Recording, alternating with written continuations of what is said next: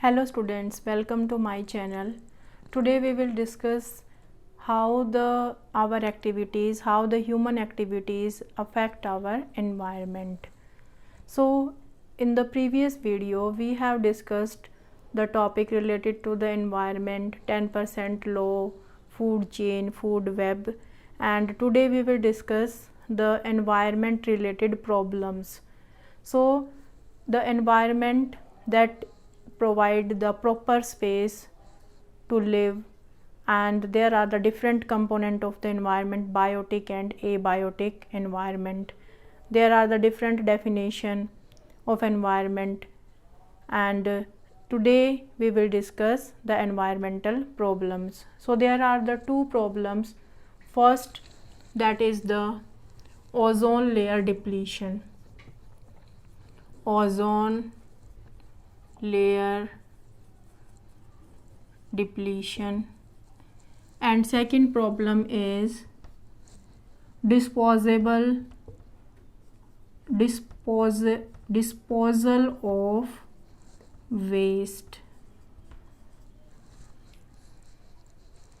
First, that is the ozone layer depletion. Ozone layer depletion means the ozone layer which surround our earth, which is present in the atmosphere and which surround our earth, which protect us from the harmful ultraviolet radiations.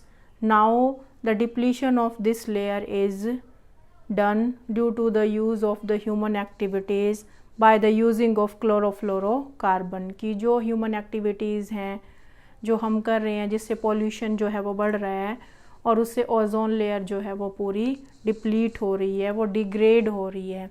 और जो भी हम waste produce कर रहे हैं, daily life की जो activities है उससे जो बहुत सारा वेस्ट हम प्रोड्यूस कर रहे हैं, उस वेस्ट का जो डिस्पोज़ल, कैसे हम उस वेस्ट को डिस्पोज करें, वो हमारे लिए प्रॉब्लम बनता जा रहा है. So these are the two problems. So firstly, before ozone depletion, we have to understand what is ozone and how it is formed. So ozone layer formation we can say, or what is ozone layer. Ozone की बात करें तो ozone को हम simply denote करते हैं O3. Means there are the 3 molecules of oxygen. 3 molecules of oxygen. When suppose in our atmosphere oxygen is present, and if this oxygen molecule combine with another oxygen atom, then there is the formation of ozone, and this ozone layer is formed in our atmosphere, and especially in the stratosphere. There are the different layers of the atmosphere, and in the stratosphere this ozone layer is formed. Suppose if I am showing this is the earth, so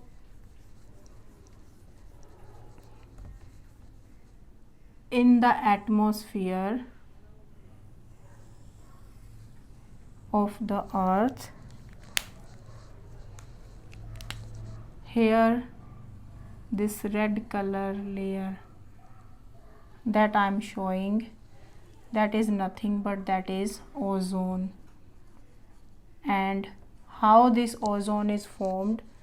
This ozone is formed by the ultraviolet radiation. One very important point here, that ये ultraviolet radiation से ही तो बनती है और उन्हीं को हमारे अर्थ के सरफेस पे आने से बचाती हैं. तो हाउ, जो सन से अल्ट्रावायलेट रेडिएशंस आती हैं, जो हमारा अर्थ है उसके एटमॉस्फेयर में क्या होगा, ऑक्सीजन मोलिक्यूल इज़ प्रेजेंट, और अल्ट्रावायलेट रेडिएशन से due to this you can say ultraviolet radiation की वजह से this oxygen atom combine with oxygen molecule to form ozone. तो ये जो ओजोन लेयर है वो हमारे अर्थ के एटमॉस्फेयर में, स्पेशली इन द स्ट्रेटोस्फियर, जो ये ओजोन लेयर है that is formed. But nowadays this ozone layer is depleted. Why? Because we are using some chlorofluorocarbon like in the refrigerator or in the air conditioner. We are using these chlorofluorocarbon, CFC chlorofluorocarbon होते हैं. तो अगर carbon, chlorine, fluorine जो halogen group है, अगर वो atom उससे जुड़ा होगा कार्बन से तो हम उनको बोलेंगे क्लोरोफ्लोरोकार्बन. जैसे अगर मैं लिखती हूँ CCl4, तो हेयर कार्बन इज़ प्रेजेंट और यहाँ इसके साथ क्या जुड़ा हुआ है, क्लोरीन जुड़ा हुआ है. So these chlorofluorocarbon combine with this ozone. Suppose here this O3 molecule, और अगर इसके साथ क्या जुड़ जाए, CCl4 यहाँ पर जुड़ जाए, तो ये क्या करता है, एक ऑक्सीजन ले लेता है इसमें से, और जैसे बन जाएगा OCCl4. तो यहाँ से एक ऑक्सीजन इसने ले लिया, तो अब क्या बन गया, oxygen. Only oxygen molecule is formed. Again this oxygen molecule के साथ फिर क्लोरोफ्लोरोकार्बन कंबाइन करेगा और इसको ऑक्सीजन एटम में चेंज कर देगा. और हमने अभी पढ़ा है कि ओजोन जो है that is made up of O3. तो ऐसे क्या होगा, जो ऑक्सीजन जो इसमें से निकलता जाएगा और फाइनली वो ऑक्सीजन एटम में चेंज हो जाएगा, and so that there will be the thinning of this layer. और जो ये लेयर है वो बिल्कुल थिन होती जा रही है, और इससे इसके अंदर जो होल भी हो गया है जिसको हम बोलते हैं ओजोन होल. और if this ozone hole is there, then there will be or thinning of this layer, then these harmful ultraviolet radiations now entering on earth, and there will be the so many side effect of these ultraviolet radiations. These are harmful for both plants and animals, causing many disease, skin cancer, any other problems are also there, allergies are also there. So that is due to these ultraviolet radiations. And why these are entering? Because these are entering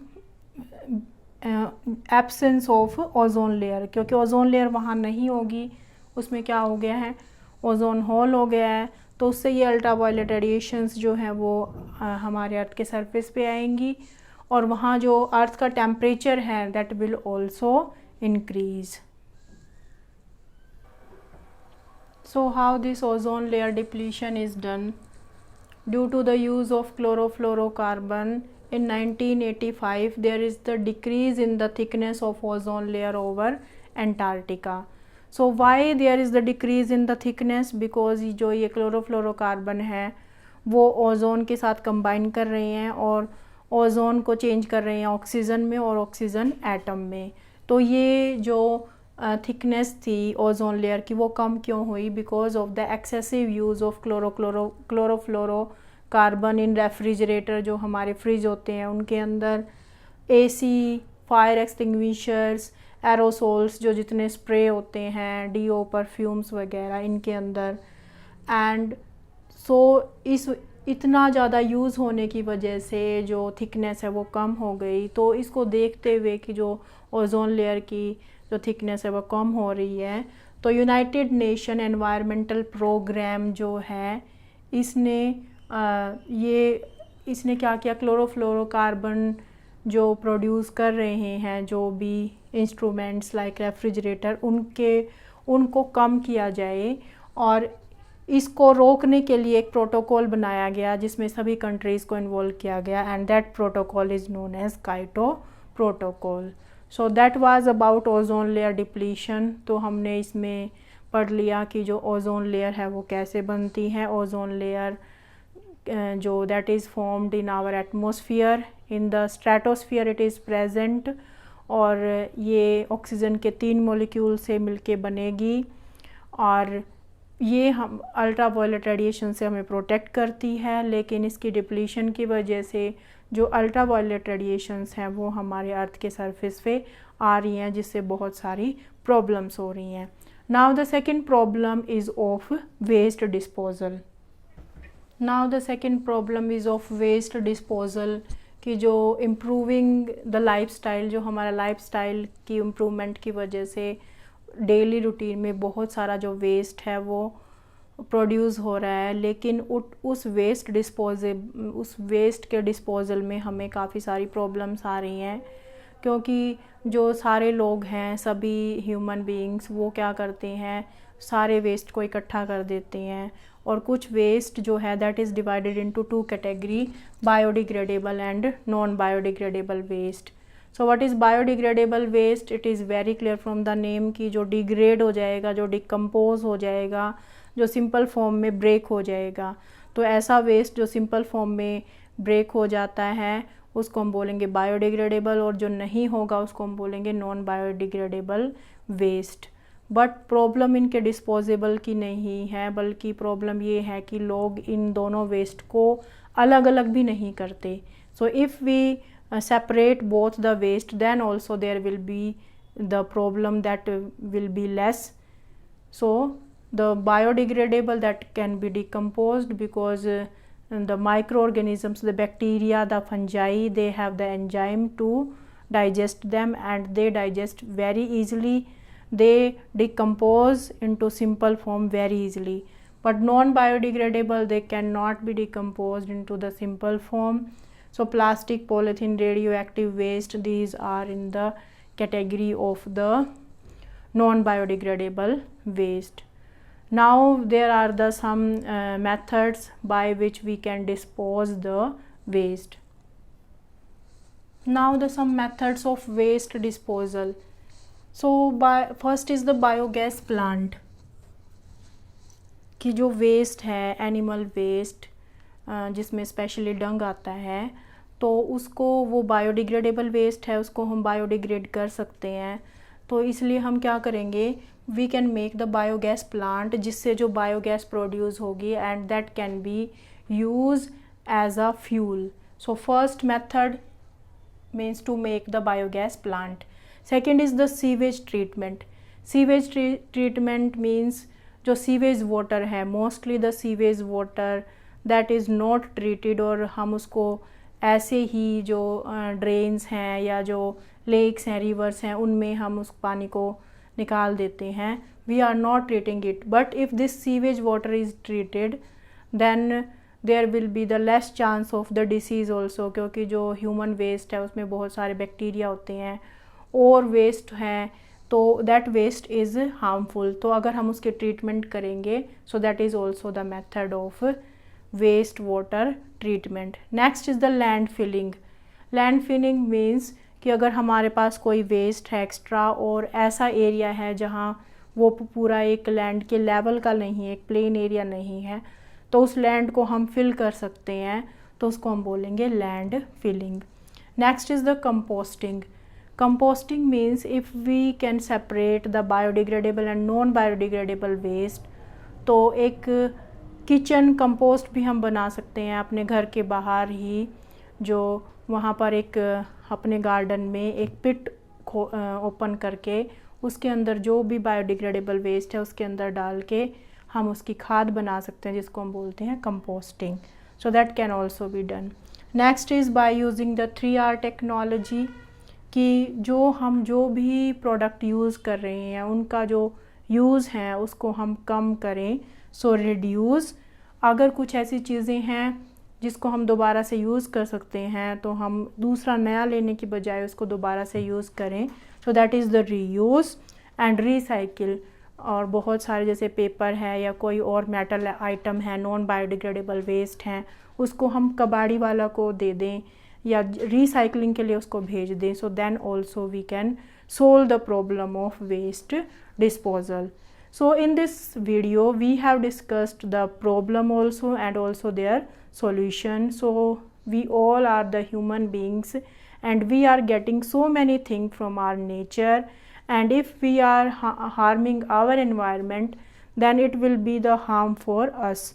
So like the science student, you should also be aware, and you should also guide to your parents and your family members, your friends, that they should be more conscious related to the environment, because that environment is not only for a single person, that is for the all. So that is about this topic. Thank you.